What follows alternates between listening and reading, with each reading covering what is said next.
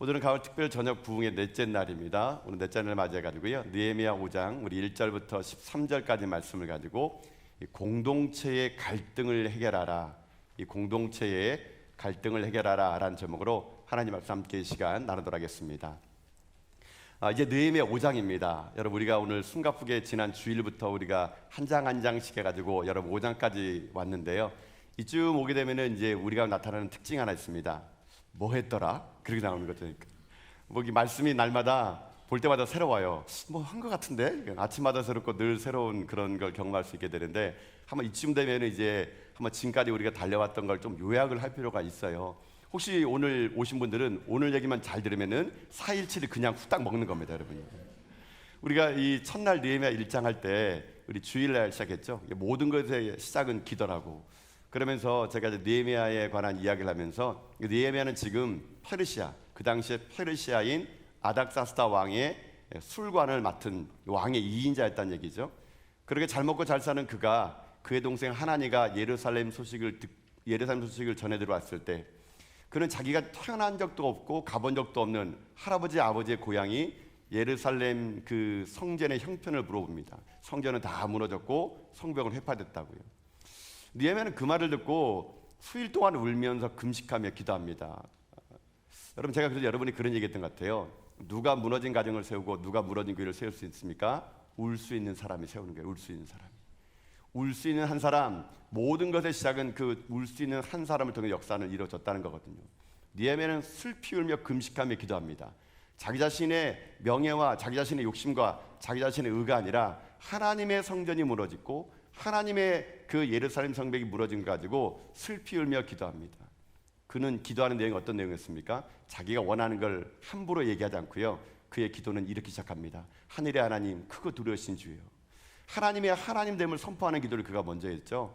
그래서 우리의 모든 기도는요, 하나님으로부터 시작을 해야 된다는 얘기예요. 그 하나님으로 시작된 그 기도를 깊이 하게 되면요, 그 다음에 기도가 어떻게 나갑니까? 내 자신이 얼마나 죄인임을 발견하게 됩니다. 느헤미야는요, 하나님 앞에 서봤더니 자기 자신의 죄악을 고백하면서 기도합니다. 하나님, 그 예루살렘 성전이 무너지고 성벽이 무너진 것은 나와 내 아버지 집이 번제했습니다. 주여, 내가 범죄했습니다. 하나님은 그렇게 울며 회개하며 통회하는 느헤미야에게 다시 세 번째 기도의 문을 열어줍니다.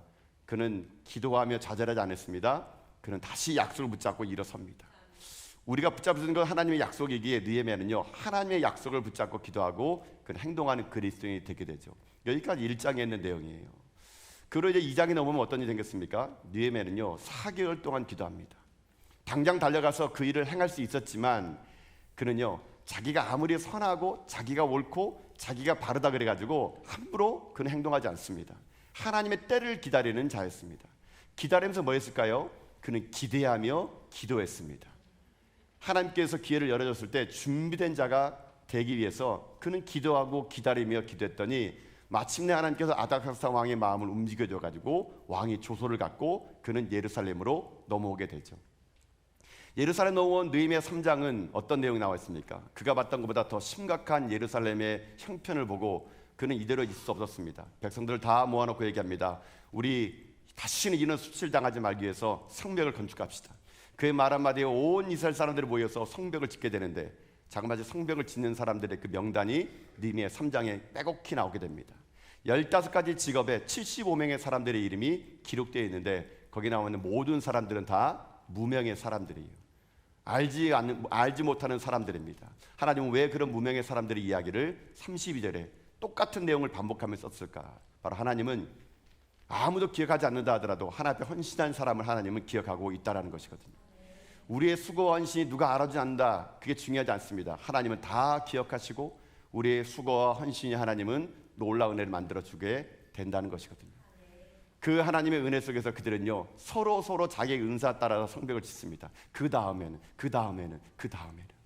저는 그래서 여러분에게 그렇게 말씀드렸죠. 그 다음에 32절이 느헤미야 3장이 끝나지만 33절에는 그 다음은 전하기에 누가 뭘 세우노라고. 여러분, 그렇게 이름에 기록된 여러분 될 수 있기를 여러분 주님의 이름으로 축복합니다. 그러나 이게 끝이 아니었죠. 우리 어저께 느헤미야 4장에서 뭘 봤습니까? 하나님의 역사는 반드시 악한 마귀의 방해가 있게 된다는 얘기예요. 아니라 다를까 성벽이 어느 정도 중간쯤에 중수되어 놨더니 이제 방해꾼들이 드러납니다. 산발락과 도비아가 그 성을 짓는 이스라엘 백성들에게 두 가지 마음을 줬죠. 하나는 부정적인 생각. 그 되겠어? 여우가 올라가도 무너지겠다. 아니 우리가 지금 모의해가지고 다시 저들을 우리가 혼쭐 내자겠다.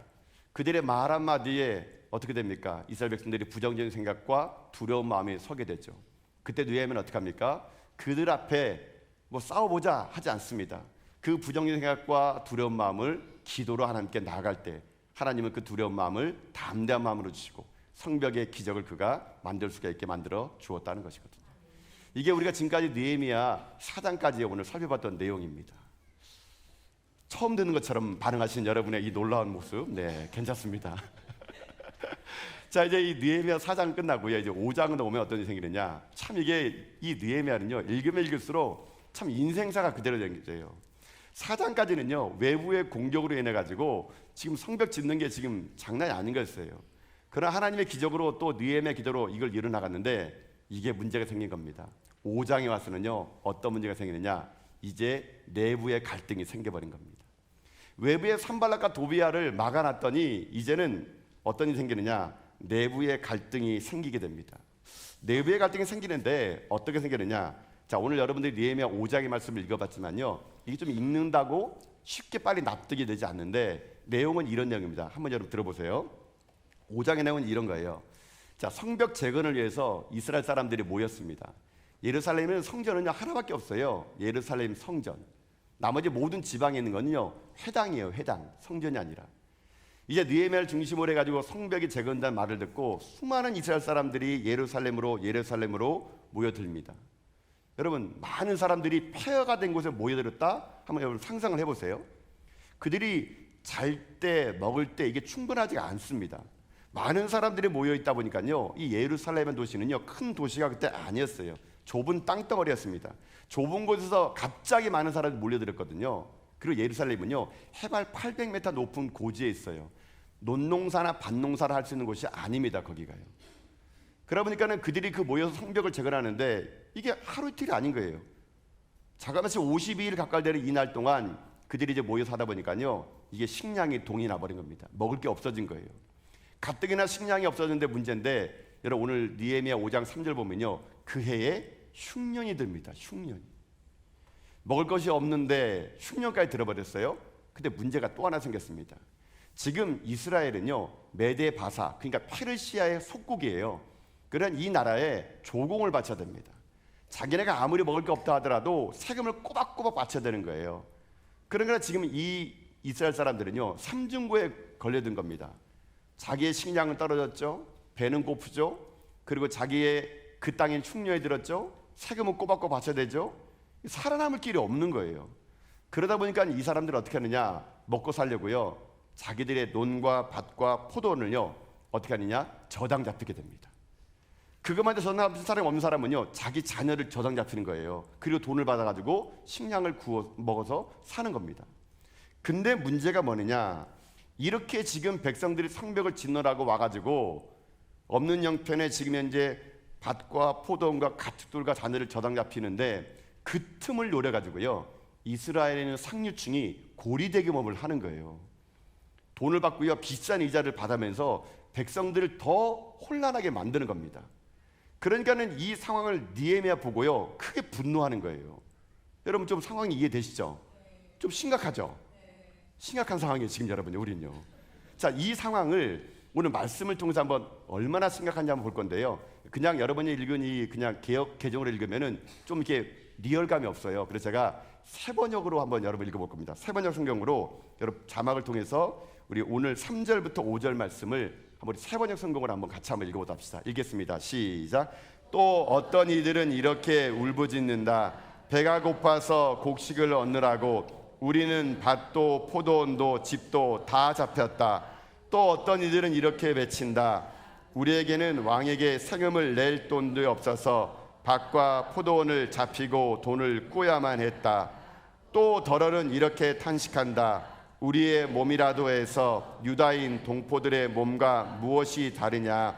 우리의 자식이라고 해서 그들의 자식과 무엇이 다른단 말이냐? 그런데도 우리가 아들, 딸을 종으로 팔아야 하다니 우리의 딸 가운데는 벌써 노예가 된 아이들도 있는데 밭과 포도원이 다 남의 것이 되어서 우리는 어떻게 손을 쓸 수도 없다. 아멘. 여러분 좀 이분들의 울부짖음이 좀 느껴지세요? 네, 느껴지시죠? 여러분 이분들 보세요. 이게 지금 한탄하는 거예요. 야, 이거 어떻게 살란 말인가? 우리 애들은 다 노예가 되고 종이 되고 세금 받았더니 밭과 전답이 다. 지금 이거를 누가 하느냐? 외부 사람들 아니라 이스라엘에 그 당시 좀 살았던 이 부유층이, 쉽게 말해 귀족들과 빈장들이요, 이걸 이스라엘 백성들에게 고리대금업으로 지금 살고 있는 현실을 지금 보고 있는 겁니다. 자, 오늘 본문은요, 제가 볼 때 이렇게 분리할 수 있을 것 같아요. 이런 똑같은 어려운 환경 속에서 두 종류의 리더가 나온다는 겁니다. 한 무리의 리더는 어떤 리더냐? 백성들의 이런 모습을 보고 이 귀족들과 빈장들의 반응이 하나 나오고요, 똑같은 이런 모습을 보고 느헤미야의 반응이 좀 다르게 나오게 된다는 것입니다. 자, 그러면 먼저 이렇게 봅시다. 이런 상황 속에서 이 일부 상류층, 이 귀족과 빈장들은 어떻게 했는지 아십니까? 여러분 그냥 오늘 성경 말씀 7절 8절 말씀 보세요. 이게 느헤미야가 그들이 꾸짖으면서 니들이 이렇게 했지라고 말하는 거예요. 자, 7절 8절입니다. 읽겠습니다. 시작. 깊이 생각하고 귀족들과 빈장들을 꾸짖어 그들에게 이르기를 너희가 각기 형제에게 높은 이자를 취하는도다 하고 대회를 열고 그들을 쳐서 그들에게 이르기를 우리는 이방인의 손에 팔린 우리 형제 유다 사람들을 우리의 힘을 다하여 도로 찾았거늘 너희는 너희 형제를 팔고자 하느냐? 더구나 우리의 손에 팔리게 하느냐 하매 그들이 잠잠하여 말이 없거늘. 아멘. 자, 지금 이들이 어떤 형편인가를 느헤미야가 지금 꾸짖고 있는 거예요. 그러면서 너희들이 이래서 되겠느냐? 지금 한 무리의 모습은 이 귀족들과 빈장들이 그런 백성들의 그 삶의 피폐함을요, 고리대금업자를 통해서 부를 축적하는 그런 모습을 보이는 반면에 느헤미야는 완전히 다른 모습을 보이게 됩니다. 물론 오늘 우리가 본문을 13절까지밖에 안 읽었지만요, 14절에는요 느헤미야가 어떻게 한지 아십니까? 하도 백성들이 힘드니까 솔선수범해가지고 내가 왕이 주는 월급을 안 받겠다 그렇게 합니다. 백성들이 얼마나 힘들면 나도 받지 않겠다 그렇게 말할 정도로 느헤미야는 지금 이 백성들의 이 안타까움을 가지고 지금 이 문제를 해결하려고 하게 됩니다. 물론 이 느헤미야 5장은요 느헤미야가 나타나가지고 이 일을 해결하게 되었던 거예요. 자, 그래서 오늘 우리가 함께 살펴볼 건 뭐냐면요, 바로 이런 느헤미야의 공동체의 갈등을 해결했던 그 리더십을 한번 보자는 거거든요. 여러분 교회도 마찬가지입니다. 교회도요 어찌 보게 되면은 외부에서 오는 그런 어려움보다요 내부에서 벌어진 일들이 상당히 힘들 때가 많아요.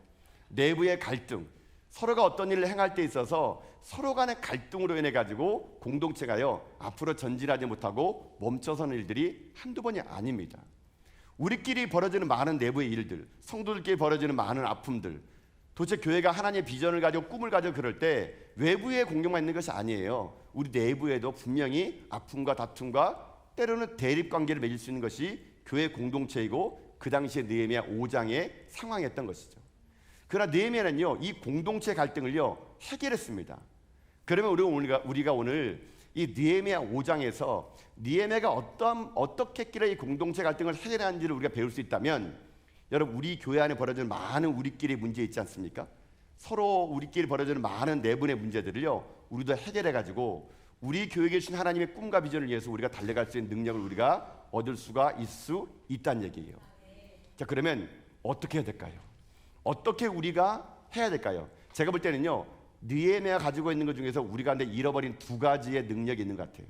제가 오늘 본문을 통해서 우리에게 잃어버린 이 두 가지 능력을 우리가 회복할 수 있기를 바라겠고, 그 회복의 능력을 가지고요 우리가 이 교회에 주신 꿈과 비전을 향해서 우리가 한마음 돼서 하나님의 비전을 꿈꿔나가는 저 여러분 다 될 수 있기를 여러분 주님의 이름으로 축복합니다. 자, 그러면 이렇게 볼 거예요. 그럼 뭘 잃어버렸을까? 제가 오늘 본문의 말씀을 보면서 느헤미야에겐 있고 우리에게는 있었는데 잃어버렸던 능력이 하나 있는데, 그 첫 번째 능력이 무엇이냐? 바로 공감 능력을 잃어버렸다는 겁니다. 다른 말로 하면은요 공감 능력을 회복하라 이겁니다. 공감 능력을 회복하라.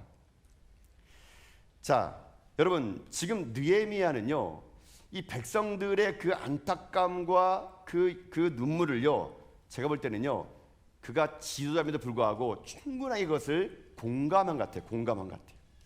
자, 여러분 오늘 본문의 말씀, 자, 여러분 6절 7절을요 제가 세번역 성경으로 또 갖고 왔거든요.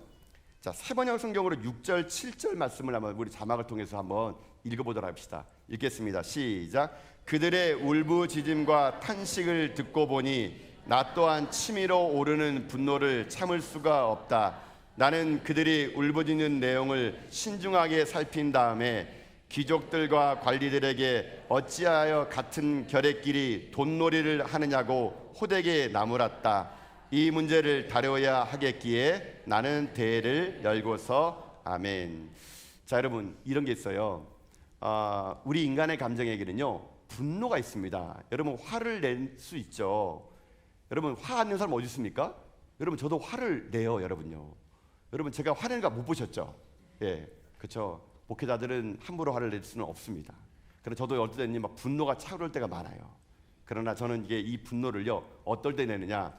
저는 이 말씀을 통해서 이렇게 냅니다. 느헤미야도 분노가 찼어요. 근데 여러분 잘 보세요. 느헤미야가 외부의 공격으로 자기를 공격할 때는요 느헤미야가 화나지 않습니다.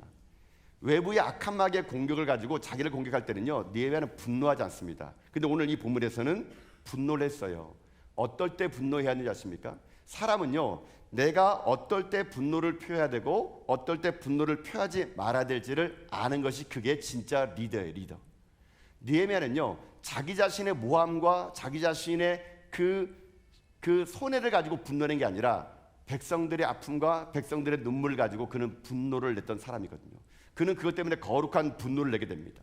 그런 거룩한 분노를 낼 수 있던 그 이유가 무엇이냐? 바로 느헤미야에게 있는 백성들을 향한 공감 능력. 그들의 아픔을 나의 아픔을 알고 그들의 눈물을 나의 눈물을 알아. 그들 때문에 그는 거룩한 분노를 지금 그가 내게 되었다는 것이거든요. 여러분 이것이 오늘 우리가 함께 살펴야 될 중요한 내용 중에 먼저 이 내용이 될 수 있다는 얘기예요. 공감 능력, 상대방의 아픔을 나의 아픔으로 느끼는 그런 능력 말입니다. 여러분들이 삶을 살아갈 때 있어서 이 공감 능력을 잃어버린 만큼 우리 가운데요 내 자신의 인생이 메마른 사람도 없습니다. 남의 눈물을요 흐를 때 그 눈물에 대해서 내가 느끼지 못한다? 그럼 여러분의 신앙이 지금 메말라진 겁니다. 내 신앙이 여러분 건강과 안 건강을 알 수 있는 길이 뭔지 아십니까? 그 상대방의 아픔이요 내 아픔으로 느껴지면 그것이 아직 신앙이 살아있는 거예요. 그 건강한 겁니다. 근데 같은 성도들의 마음, 같은 아픔을 보면서도 내 마음에 눈물이 없다? 그럼 아직 내 신앙이 지금 메말라가고 있는 것을 여러분 우리가 보면 됩니다. 여러분 보세요. 제가 오늘 여러분이 말씀드리고 싶은 것은요 이 공감 능력을 가진 느헤미야 같은 위대한 분이 한 분 계신데 그 누구냐? 바로 예수님이세요. 제가 볼 때는 예수님은요 공감 능력의 대가입니다. 대가. 성경의 곳곳에 보면은요 아니 어찌 보면은 하나님은요 우리들의 아픔을 아시는 분 같아요. 그러하기 때문에 예수님을 이 땅에 보내준 거 아니겠습니까? 우리의 아픔을 아시고 우리의 눈물을 아시기 때문에 그의 사랑의 아들을 보내준 거 아니겠습니까? 그 예수님도 이 땅에 오셔가지고 한 일을 먼저 하세요. 우리와 함께 아파하고 우리와 함께 슬퍼해 줬다는 얘기예요. 여러분 성경의 많은 복음서에 예수님의 공감 능력이 많은데 제가 참 이 부분을 볼 때마다 참 예수님께서 얼마나 많은 공감 능력이 있는지 알 수 있는 게 뭐냐면요 누가복음 7장에 보게 되면은 이런 이야기 하나 있어요. 과부의 아들이 죽습니다. 그 과부의 아들의 장례식장을 지날 때 그 장례식장에 지나는 그 과부의 눈물을 보고 예수님께서 행했던 일들이 하나가 있어요. 자, 그럼 한번 이야기를 들어보세요.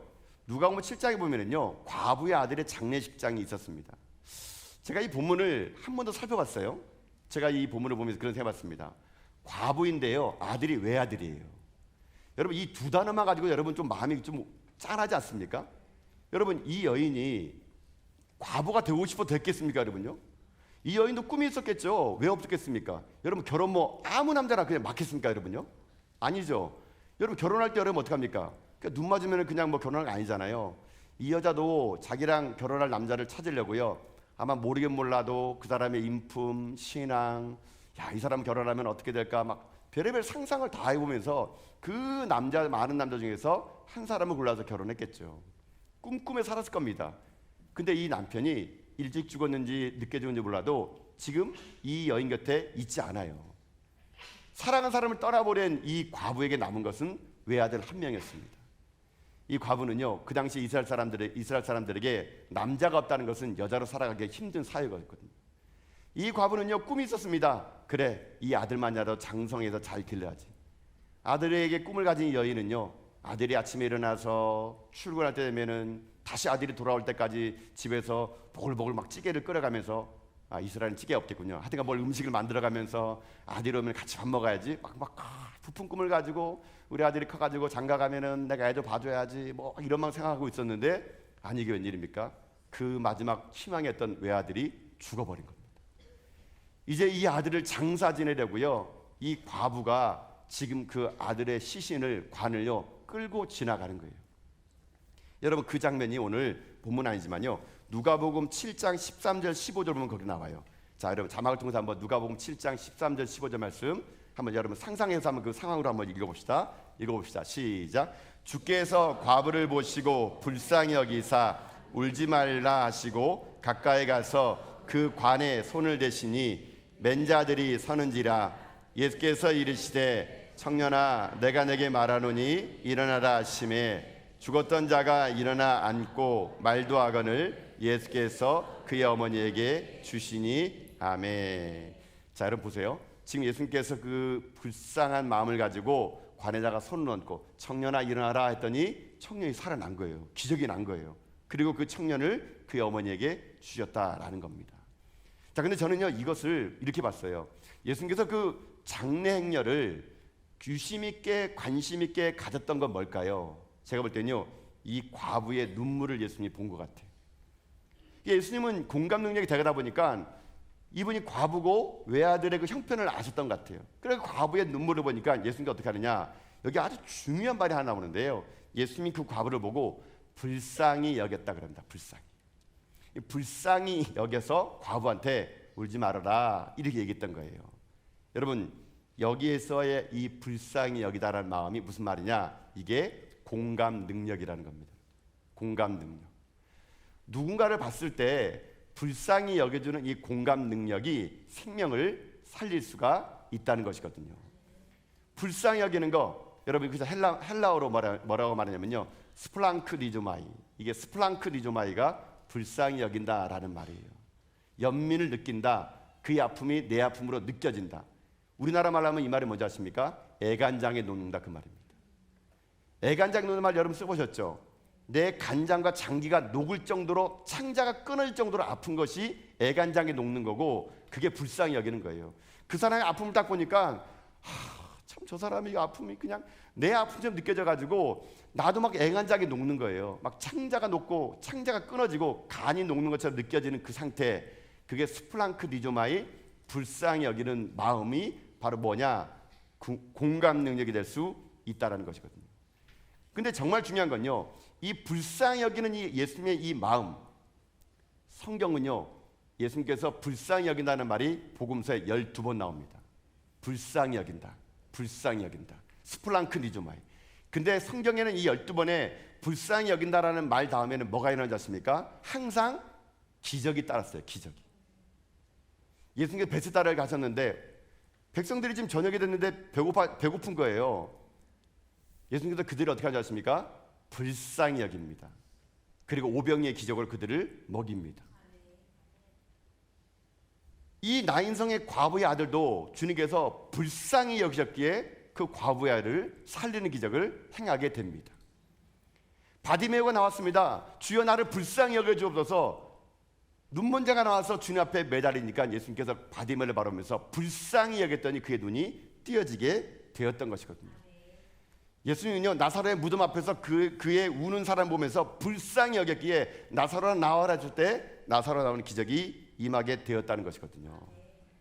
여러분, 이게 공동체를 살릴 수 있는 길이에요. 이게 갈등을 해결할 수 있는 길이에요. 이게 서로 우리 가운데 있는 불신을 해결할 수 있는 길이 뭐냐? 서로가 서로를 향해서 불쌍히 여기는 마음, 공감 능력, 스플랑크 리조마이. 여러분, 이 마음이 우리 공동체에 있게 되면요 우리 안에 갈등의 문제가 해결될 수 있다는 것입니다. 여러분요. 여러분, 제가요 단임 목회를 이제 할 때 선배 목사님들이 이제 여러 가지 말들 해줬어요. 뭐 가면은 뭐 이렇게 해라 저렇게 해라 뭐 이렇게 해라 뭐 저를 이제 사랑해 주시는 이제 많은 선배 목사님들이 그렇게 했는데 제가 어떤 한 목사님의 얘기를 딱 듣고 이게 무슨 말인가 잘 몰랐는데 최근에 와서는 아, 이 말이 그 말이구나라는 걸 깨달은 게 있는데요. 저한테 이렇게 말하더라고요. 최 목사 이제 가서 담임 목회하면 좀 다를 거야. 근데 목회 성결한 게 별거 아니다. 성도들이 최 목사를 불쌍히 여기면 그 되는 거야 하더라고요. 저는 이게 무슨 말인지 몰랐어요. 아니 내가 그진가 왜 날 불쌍히 여기라 그러지? 해가지고 그냥 왔어요. 왔는데 제가 목회를 보면서 제가 느끼는 게 그겁니다. 아, 이 말이 무슨 말인지 지금이야 깨달아지는 게 있어요. 여러분 이게 무슨 말이냐면요, 목회를 하다 보면 제 안에 어떤 마음이 여러분 있어야 되는지 아십니까?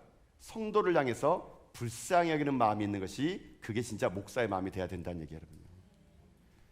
여러분 그걸 좀 우리가 다른 말로 하면 무슨 말인지 아십니까? 긍휼히 여기는 마음입니다. 긍휼히 여기는 마음. 제가 여러분을 신방할 때 이번에도 화요일날 우리 그 환우들을 안수기도 했거든요. 저는요 정말 좀 여러분들의 그 아픔을 들으면요 정말 저 아파요 솔직히요. 제가 신방을 막 하루에 몇 집 하고 집에 돌아오면요 막 속이 좀 아파요. 왜냐면 여러분의 아픔이 저에게 막 전이 되니까. 여러분 어떨 때는요 너무 가슴 아파가지고요 잠을 못 이룰 때도 있습니다. 참 어떻게 저 인생 저렇게 살았을까. 여러분 신방 가서 저에게 해줬던 거 기억나시죠? 저만 알라고 목사님은 아셔야 돼요 그런 거 있잖아요. 여러분요 그 남들한테 얘기하면 안 돼요 막 그런 거예요. 여러분 그 저만 알고 있는 여러분의 아픔. 저는 사실 여러분들이요 어떨 때는요 여기서 특송하거나 성가대 찬양하면은요 솔직히 저는 어떨 때 마음 좀 짠해요. 아휴, 저 사람이 저기 서서 찬양할 만한 그런 형편이 아닌데, 저분의 형편을 제가 아니까요 제가 막 짠해요. 어떨 때는 야 저분이 지금 저렇게 찬양할 수 있을까? 근데 정말 감사하게 찬양 보면은요 제가 막 은혜가 돼요. 야 나 같으면 저기 와서 찬양을 할 수 있을까 저 형편에. 그게 막 제게 느껴지면은요 여러분 찬양하는 그 소리만 들어도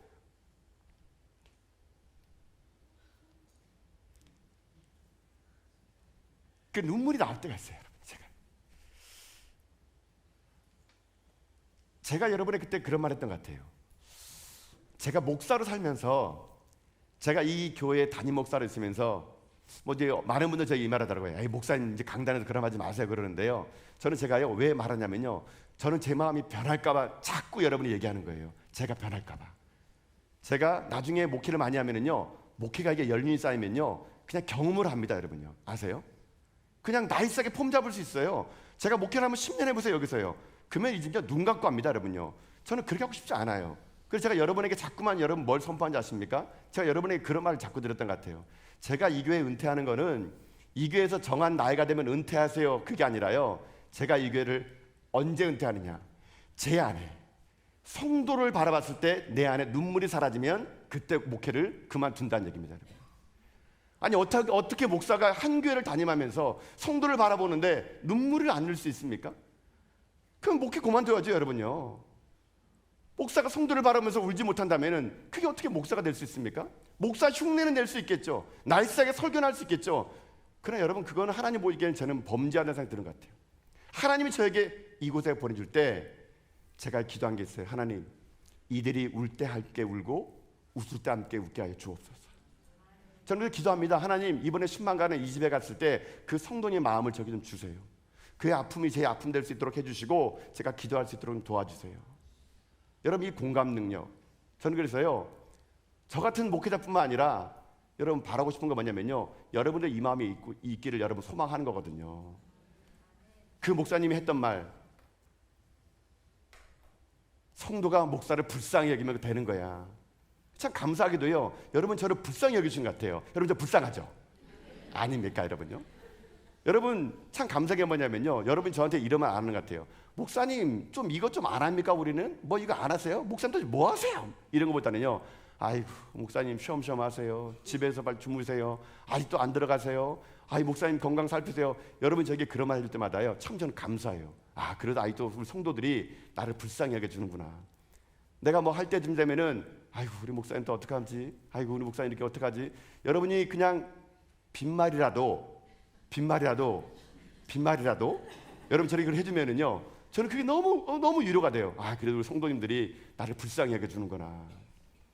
저는 그래서요 제 안에 있는 이런 공감 능력, 여러분의 아픔, 눈물 얼마나 짠한지 모릅니다, 여러분요. 여러분 얼마나 고생하셨어요. 예? 울산 땅에 와서 만세대 살면서, 예? 조선소에 일하는 게 쉽습니까, 여러분요? 목숨 걸고 일했잖아요, 여러분요. 저는 거기서 30년 일한 거 보면요, 저는 놀래. 저는 지나갈 때마다 야, 저런 현장에서 어떻게 30년? 저는 못할 것 같은 생각이 드는데 그거를 이겨내고 인내하며 여기까지 오신 여러분들 보면은요, 그냥 존경스러워. 제가 그런 마음이 있으니까요, 그냥 여러분들 좀 불쌍히 제가 여겨지는 거거든요. 여러분, 근데 제가 여러분에게 부탁드리고 싶은 게 뭔지 아세요? 제가 여러분을 불쌍히 여기면 어떤 마음이 드냐면요, 여러분이 용납이 되더라고요. 그래도 뭐 저분이 저렇게 원래 하고 싶은 뜻은 그게 아니었겠지. 그래 저분이 원래 의도는 그게 아니었을 거야. 그게 기도가 되거든요. 그럼 여러분, 우리 이렇게 하는 겁니다. 제가 여러분을 향해서 불쌍히 여기는 마음을 갖는 것처럼 여러분이 서로를 향해서 불쌍히 여기는 마음을 가져주는 거예요, 여러분요. 여러분, 왜 싸우세요? 예수 믿으면서. 왜 우리끼리 여러분 다투세요?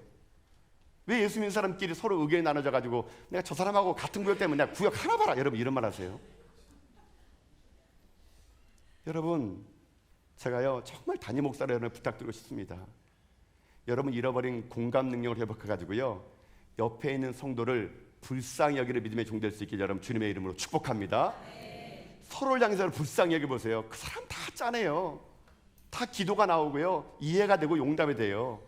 근데 우리 가운데 이 공감 능력이 사라져 보니까 내 마음이 메마르니까요, 누가 뭐 하면은요, 또 저 사람 저런다, 내 저럴 줄 알았다니까 저 사람 때문에 하여튼 우리가 안 돼. 여러분, 이런 말이 아니라 그의 실수, 그의 연약함도요, 어쨌을까이, 불쌍하게 어쨌을까이, 그 사람들 여러분 기도해 주는 모습이 있을 때 여러분, 우리 공동체가, 우리 전화교회가요 갈등이 없이 저는 하나님의 꿈을 이뤄드리는 그런 교회가 될 줄로 믿습니다. 여러분, 그런 마음 가지고 한번 우리 옆에 분에게 한번 인사 봅시다. 사랑합니다. 축복합니다. 여러분, 또 하나 인사 보겠습니다. 여러분, 옆에 분에게 저를 좀 불쌍히 여겨주세요. 저를 좀 불쌍히 여겨주세요.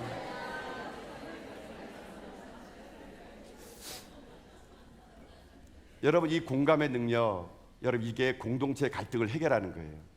느헤미야가 백성들을 보면서 불쌍히 여겼거든요. 그들의 아픔, 돈이 없어가지고 전당 잡혀가지고 고리대금으로 살아가는 그들의 그 아픔, 자녀를 전당 잡혀가지고 노예가 된 그 자녀를 보는 부모의 찢겨지는 마음, 느헤미야는요 그 마음이 너무 짜냈기에 거룩한 분노를 일으켰거든요. 여러분, 분노는요 이럴 때 일으키는 거예요. 이럴 때 일으키는 거. 그냥 여러분의 말 안 들은다고 여러분 기분대로 그냥 뭐 때려치워라 이게 아니고요. 여러분, 화를 내는 게 아니고요, 이런 거룩한 분노, 하나님의 이름이 욕되고 성도들 간에 이런 일이 생길 때 우리가 그러면 되겠냐라고 말하는 이런 거룩한 분노, 이런 게 있을 때 우리 가운데 공동체 문제가 해결될 수가 있을 수 있다는 것이거든요. 여러분, 그래서 저는요 오늘 이 밤에 우리가 다시 한번 회복해야 될 하나님의 마음, 예수님 마음이 있다면, 느헤미야의 그 리더십 중에 우리가 할 게 있다면, 우리도 상대방을 불쌍히 여기는 공감 능력의 마음을 가지고요, 저는 우리 전하계 모든 공동체가 하나님의 꿈과 비전을 위해서 우리 한 마음 한 뜻으로 달려나가는 그런 믿음의 종들, 우리 교회가 될 수 있기를 주님의 이름으로 축복합니다. 자, 이게 첫 번째예요. 우리 잃어버린 건지 뭐 찾자고요? 공감 능력을 회복하자는 겁니다. 공감 능력을. 자, 또 하나 있습니다. 제가 이 느헤미야 보면서 참 느헤미야가 이 공동체의 문제를 해결하는 정말 탁월한 게 뭐냐, 우리가 잃어버린 게 하나 있는데, 두 번째는 뭐냐면요, 서로 책임지려고 하는 마음이에요. 서로 책임지려고 하는 마음, 연대의식, 책임의식이 회복하자는 겁니다. 자, 이게 무슨 말이냐면요, 이 느헤미야가 여러분 지금 이 문제를 가지고 지금 그 빈장들하고 지도자를 불러놓고요 호되게 혼내킵니다. 니들이 이럴 수 있어? 어떻게 백성들의 이 어려움을 가지고 고리대금을 내?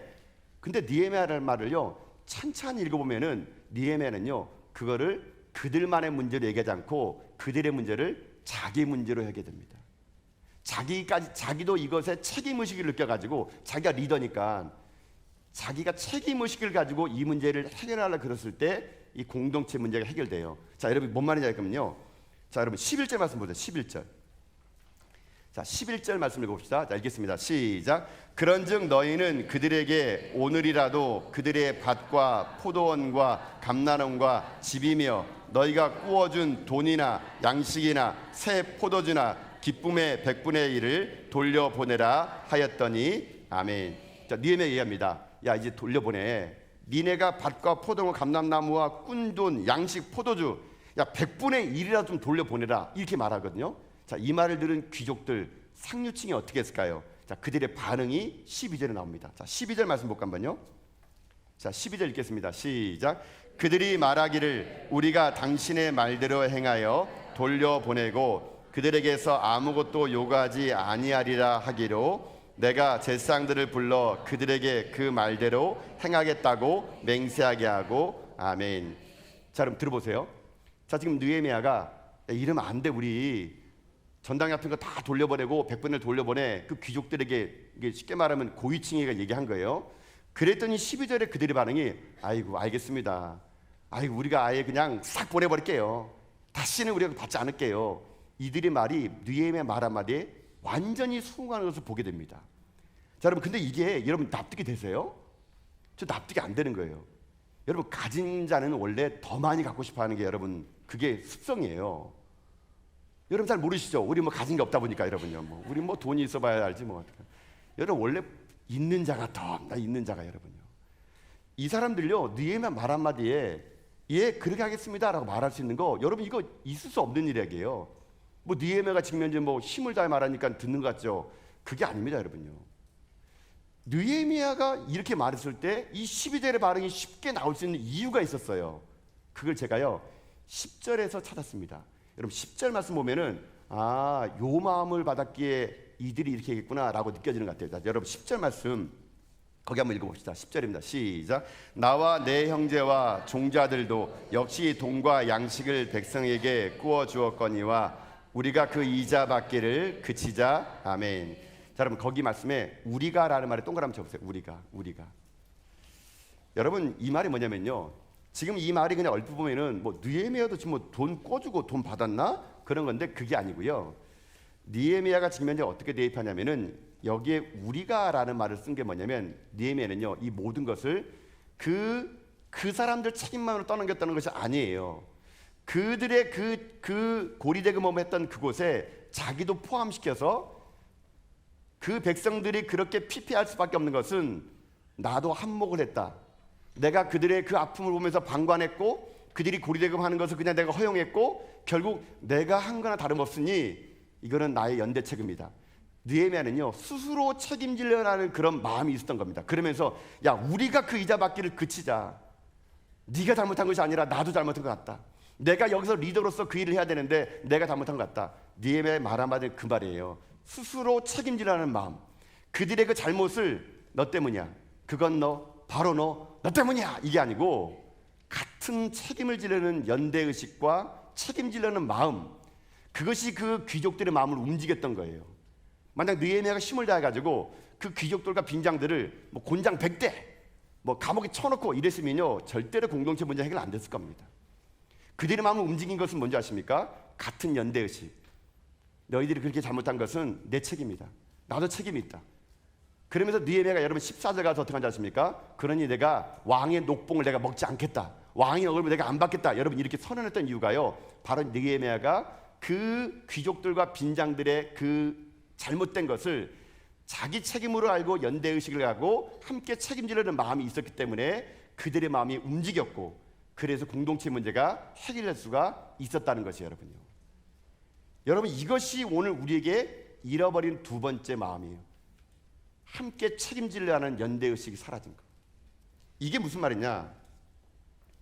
여러분 오늘 이 땅에 벌어지는 많은 일들을 바라볼 때마다 우리는요 자기는 책임이 없다고 말하는 시대로 우리 살아가는 것 같아요.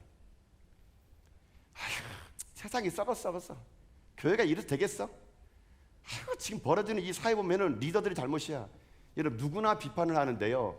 거기에 그것을 함께 책임지려는 사람은 제가 볼 때는 별로 없는 것 같아요.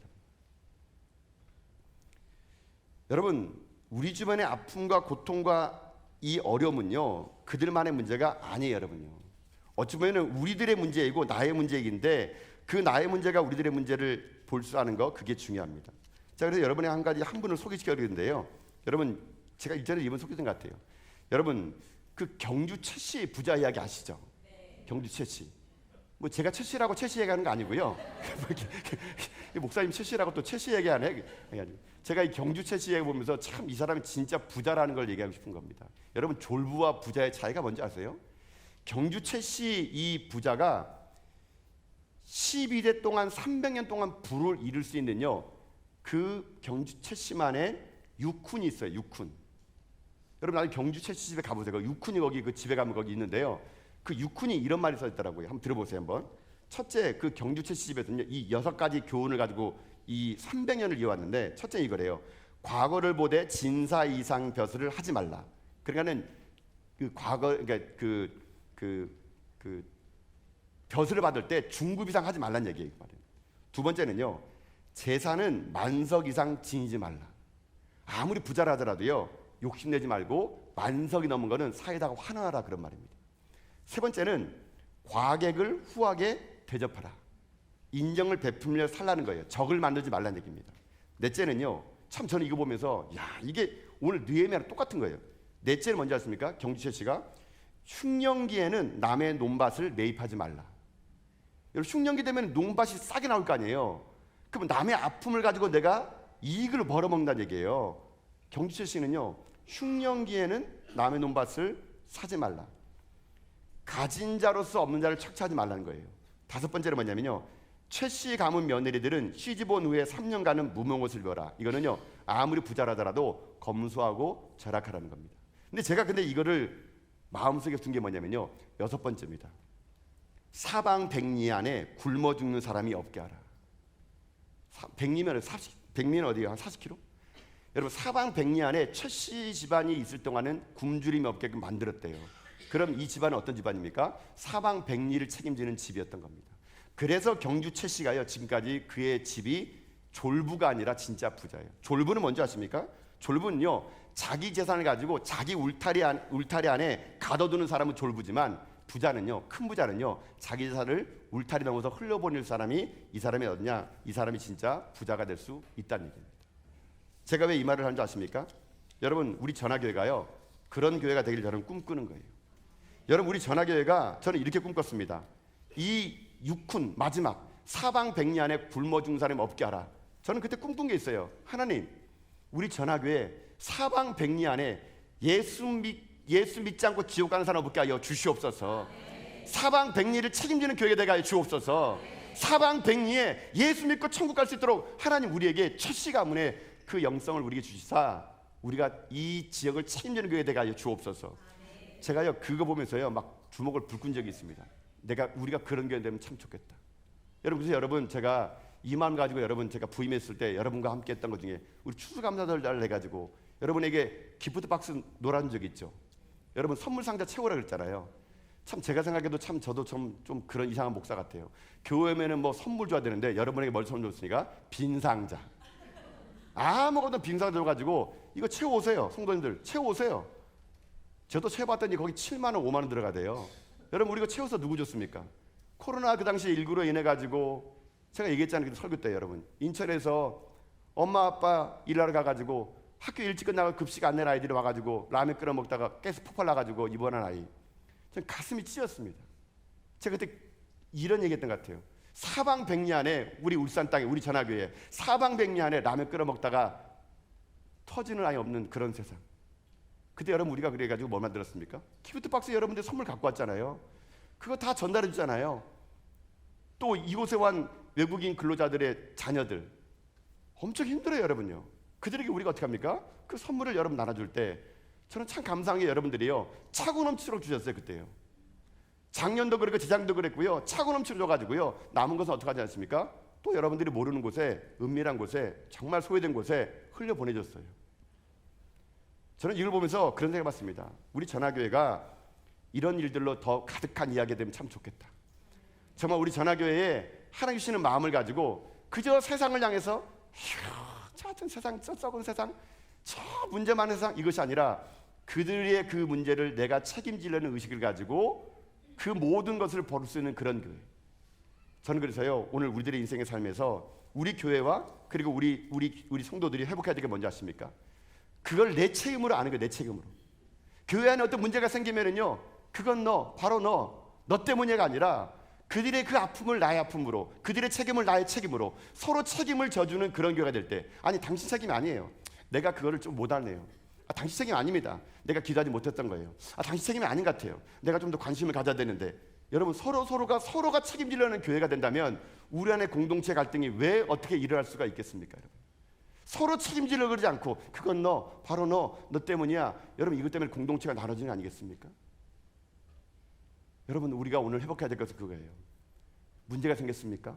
서로가 그것 때문에 책임지려 하는 마음, 서로 그것을 나의 잘못으로 알고 책임지려는 그 마음이 있을 때 하나님은요, 그런 성도, 그런 교회를 통해서 지금도 역사를 만들어갈 수 있다는 것입니다. 그래, 사랑하는 성도 여러분, 저는 오늘 여러분 가운데 잃어버렸던 이 두 번째 마음, 그저 나만 아니면 된다는 생각을 가지고 그저 비난만 하고 누구를 탓하기를 좋아하는 것이 아니라 서로 책임지려는 마음. 그건 우리의 잘못이네. 당신 잘못이 아니야. 우리가 함께 잘못한 거야.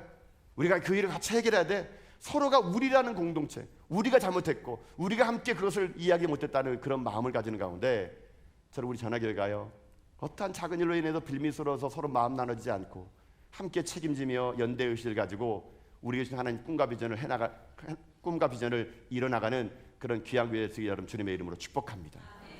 잊지 마십시오. 공동체의 갈등은 분명히 있습니다. 그때 오늘 이 느헤미야의 공동체 해결된 방법 두 가지죠. 공감 능력으로 해가는 겁니다. 또 하나는 서로 책임지려는 의식을 갖고 때 여러분, 우리 가운데 그 어떤 분열도 없이 우리가 꿈을 꺼나가는 그런 거가 될 것을 소망하며 우리 모두 주님 오시는 그날까지 이 마음을 가지고 우리 전하기를 통해서 이루실 하나님의 꿈들을 이뤄나가는 자 여러분 다 될 수 있기를 여러분 주님의 이름으로 축복합니다. 아멘.